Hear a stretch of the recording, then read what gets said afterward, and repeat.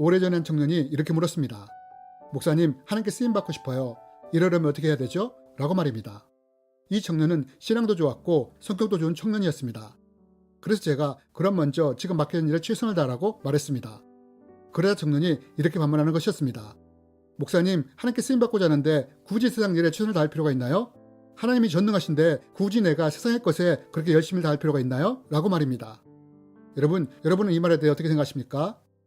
그렇다면 여러분, 이 청년의 말대로 하나님은 전능하심으로 굳이 맡겨진 일에 최선을 다할 필요가 없을까요? 과연 이 질문에 성경은 우리에게 어떤 답을 줄까요? 저는 오래전에 성경 공부를 인도하다가 이런 질문을 한 적이 있습니다.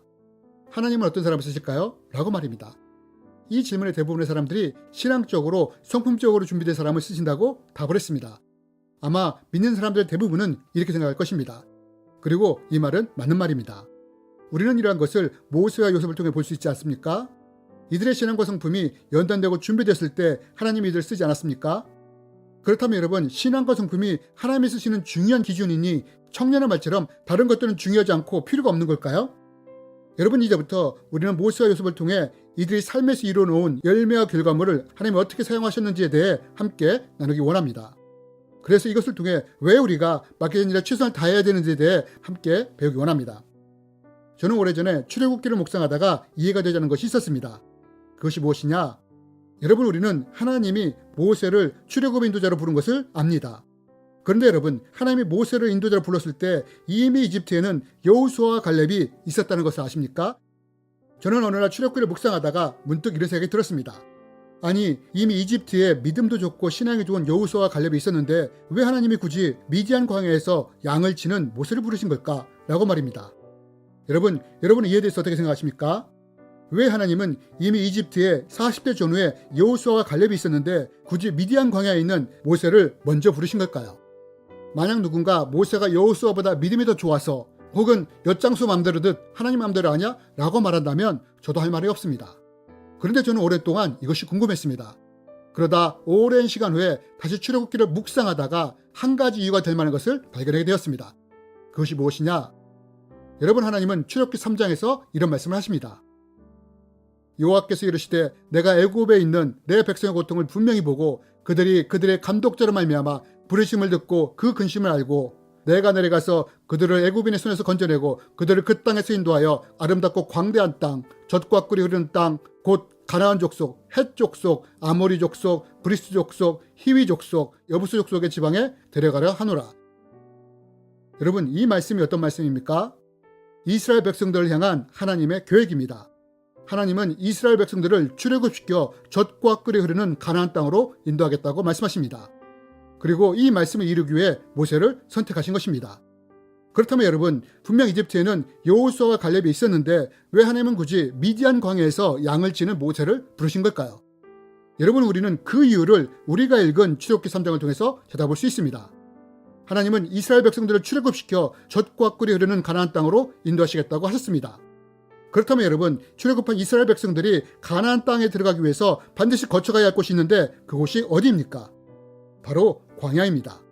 반드시 광야를 거쳐야만 가나안 땅으로 들어갈 수 있습니다. 그렇다면 여러분, 이 광야를 여호수아가 더 잘 인도할까요? 아니면 모세가 더 잘 인도할까요? 당연히 모세입니다. 왜 그렇습니까?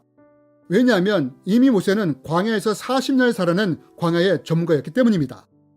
여러분, 저는 앞에서 한 청년에 대해 말씀을 드렸습니다. 청년은 이렇게 말했습니다. 목사님, 하나님께 쓰임받고자 하는데 굳이 세상 일에 최선을 다할 필요가 있나요? 하나님이 전능하신데 굳이 내가 세상의 것들에 열심을 낼 필요가 있나요? 라고 말입니다.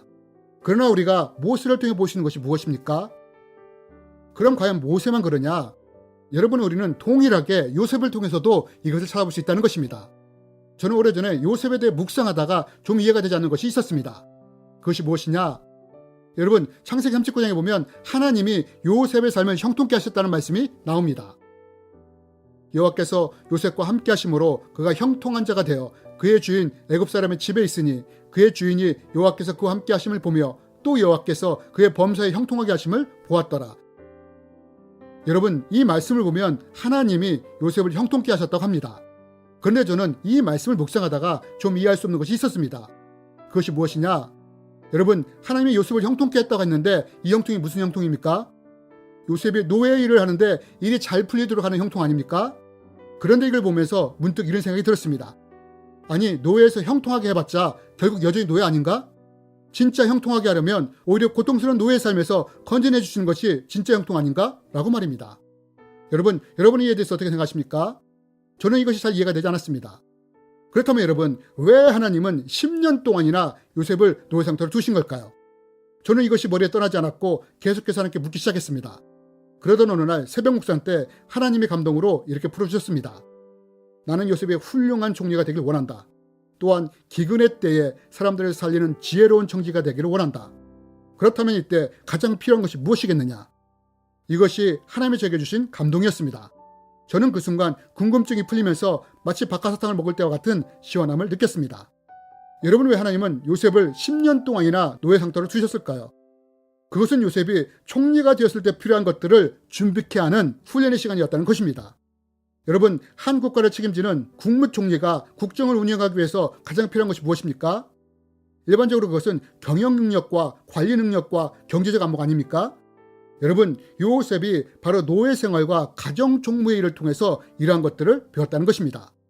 사람과 재산과 재물과 모든 출납을 관리하며 재무와 경영과 관리를 배웠다는 것입니다. 그리고 이러한 것들이 요셉이 총리가 될 때 그리고 국정을 운영할 때 아주 중요한 역할을 했다는 것입니다. 그러면 우리가 이것을 어떻게 알 수 있느냐? 여러분, 저는 성경 공부를 인도하면서 종종 이렇게 묻곤 합니다. 요셉이 어떻게 해서 총리가 되었느냐고요. 그럼 대부분의 사람들은 요셉이 바로의 꿈을 해석해서 총리가 되었다고 합니다. 그런데 여러분 아십니까? 꿈의 해석에 중요한 역할을 했지만 정작 바로 왕이 요셉을 총리로 세운 가장 중요한 이유는 요셉이 문제에 대한 대처 능력과 경영 능력이 탁월했기 때문이라는 사실을 말입니다. 바로 왕은 이에 대해 분명하게 이렇게 말합니다. 요셉에게 이르되 하나님이 모든 것을 내게 보이셨으니 너와 같이 명철하고 지혜 있는 자가 없도다. 너는 내 집을 다스리라. 여러분, 우리가 이 말을 통해서 볼 수 있는 것이 무엇입니까? 요셉이 비록 노예였지만 자신에 맡겨진 일에 최선을 다했을 때 이것이 나중에 총리가 되는데 큰 역할을 하지 않았습니까? 또 훌륭한 총리가 되는데 큰 역할을 하지 않았습니까? 여러분, 저는 종종 주위에서 이런 말을 듣습니다. 어쩔 수 없이 먹고 살기 위해 생계를 위해서 일한다고요. 아마 많은 분들이 이 말에 공감할지도 모르겠습니다. 그러나 이럴 때 저는 우리가 요셉과 모세를 기억하는 사람들이 되었으면 좋겠습니다. 여러분, 요셉은 억지로 노예가 되었습니다. 그럼 그 노예 일이 즐거웠겠습니까? 낮에는 장렬한 태양과 밤에는 추위 때문에 몸이 떨리는 광야의 삶이 모세에게 기쁨이었겠습니까? 그렇지 않았을 것입니다. 그러나 이들은 자신에게 주어진 상황에서 맡겨진 일에 최선을 다하는 삶을 살았다는 것입니다. 누구를 탓하거나 환경이나 상황을 비난하기보다는 맡겨진 일에 최선을 다하는 삶을 살았다는 것입니다. 그리고 하나님은 이러한 삶에서 맺어진 열매와 결과물을 사용하셨다는 것입니다. 여러분, 하나님은 사도 바울을 통해서 우리에게 이렇게 부탁하십니다. 무슨 일을 하든지 마음을 다하여 죽게 하듯 하고 사람에게 하듯 하지 말라. 여러분, 하나님은 내가 무엇을 하든 어떤 일을 하든 맡겨진 일에 대해 죽게 하듯 최선을 다하기 원하신다고 말씀하십니다. 그것이 생계 때문에 어쩔 수 없는 일일지라도, 세상이 알아주지 않는 일일지라도 하나님을 기억함으로 맡겨진 일에 최선을 다하는 우리가 되었으면 좋겠습니다. 그리고 우리가 이렇게 살아가며 열매를 맺을 때 하나님은 우리를 사용하실 수 있다고 생각합니다. 혹시 내가 비즈니스 현장에 있다면 내 삶의 열매를 통해 하나님은 우리를 요셉처럼 하나님의 청지기로 사용하실 수 있을 것입니다. 만약 내가 일터에 속해 있다면 내 일에 최선을 다하는 열매를 통해 모세처럼 사람을 이끄는 리더로 사용할 수도 있을 것입니다. 또는 바나바처럼 내가 속한 곳에 격려자로 세울 수 있으며, 아니면 비즈니스 선교사로서 바울처럼 복음을 전하는 자로 세울 수도 있을 것입니다. 여러분, 우리가 어디서 무엇을 하든 어떤 일을 하든 상관없이 내게 맡겨진 일에 최선을 다하는 우리가 되었으면 좋겠습니다.